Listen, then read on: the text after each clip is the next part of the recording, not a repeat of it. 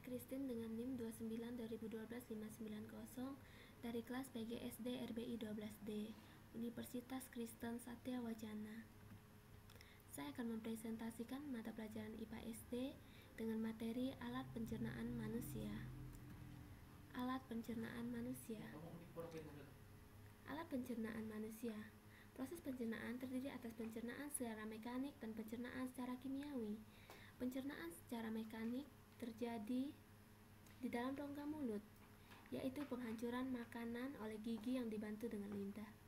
Pencernaan secara kimiawi terjadi di dalam rongga mulut, usus, dan lambung dengan bantuan enzim, di mana enzim adalah suatu zat kimia yang membantu proses pencernaan. Alat pencernaan manusia terdiri dari mulut, kerongkongan, lambung, usus halus, usus besar, dan anus. A. Rongga mulut. Proses pencernaan pertama kali terjadi di dalam rongga mulut. Di dalam rongga mulut, makanan dikunyah dan dihancurkan oleh gigi dan dibantu dengan lidah. Dalam rongga mulut juga ada enzim yang membantu pencernaan, yaitu enzim amilase, berfungsi untuk mengubah zat tepung atau amilum menjadi zat gula. Enzim ini dihasilkan oleh kelenjar ludah. Di dalam rongga mulut juga terdapat gigi. Dan macam-macam gigi dapat kita lihat di gambar B, yaitu gigi seri, gigi taring, dan gigi geraham. Gigi seri berbentuk pahat, berfungsi untuk mencengkram dan memotong makanan.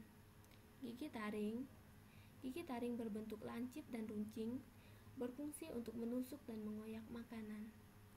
Dan gigi geraham berbentuk rata bergerigi, berfungsi untuk mengunyah makanan. Dan di dalam rongga mulut juga terdapat lidah. Lidah membantu pencernaan makanan di dalam mulut. Dengan lidah, maka kita dapat mengecap rasa manis, asin, asam, dan pahit. Lidah berfungsi dalam menelan dan pencampuran dalam mulut. B. Kerongkongan. Setelah dicerna dari mulut, makanan masuk ke dalam kerongkongan. Makanan didorong oleh kerongkongan menuju ke lambung. C. Lambung. Dari kerongkongan, makanan masuk ke lambung. Di lambung, makanan dicerna secara kimiawi dengan bantuan enzim pepsin. Di dalam lambung terdapat asam klorida yang menyebabkan lambung menjadi asam. Asam klorida ini dihasilkan oleh dinding lambung. Dan asam klorida berfungsi untuk membunuh kuman penyakit dan mengaktifkan pepsin. Ketika proses pencernaan terjadi di lambung, otot-otot dinding lambung berkontraksi. Hal ini menyebabkan makanan tercampur dan teraduk dengan enzim serta klorida. Secara bertahap, makanan akan berbentuk bubur.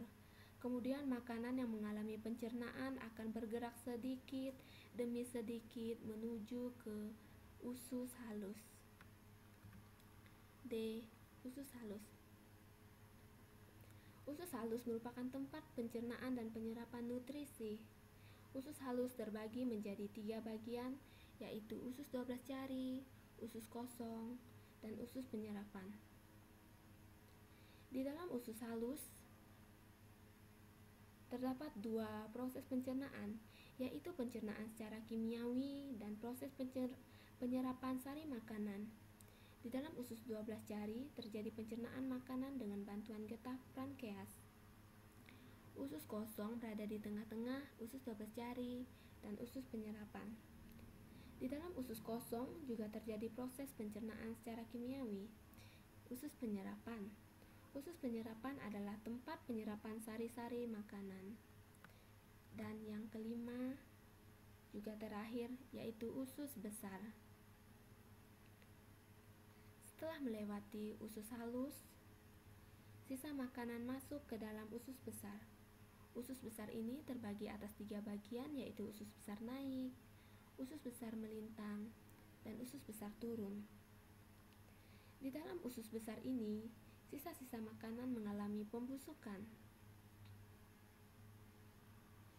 dan sisa-sisa makanan akan dikeluarkan melalui anus dalam bentuk tinja ataupun feses.